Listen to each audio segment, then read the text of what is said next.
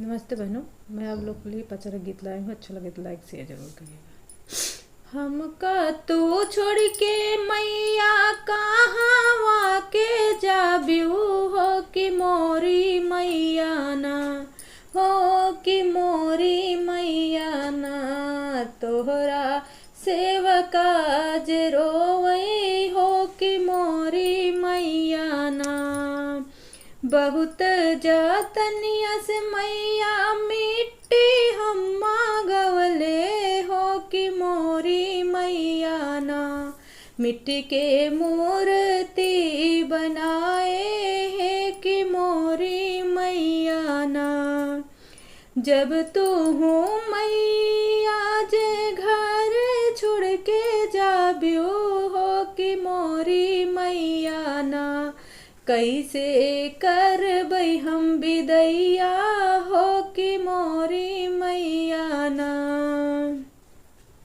कैसे नव दिन मोरी मैया घर आंगन निकला गए हो विदैया मैया ना, कैसे तोहरा के करबै हो विदैया मैया ना।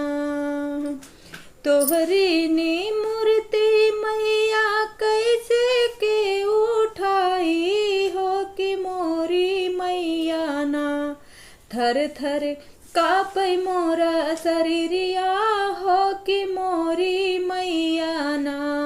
कैसे के मूर्ति उठाए थर थर कापत बा शरीरिया ना। हमका तू छोड़ के मैया कहाँ के जाब्यू हो कि मोरी मैया ना, किहलो घर आंगन सोना हो कि मोरी मैया ना। नव दिन मोरी मैया दिल में बसी गईलू हो कि मोरी मैया ना, बन्यू दिल के धड़कनवा है कि मोरी मैया ना। कैसे के मोरी मैया करी हम विदैया हो कि मोरी मैया ना, थर थर कापै मोरा शरीरिया हो कि मोरी मैया ना। हमका तू छोड़ के मैया कहाँ के जाब्यू हो कि मोरी मैया ना, हो कि मोरी मैया ना। कैसे करी हम विदैया हो कि मोरी मैया ना।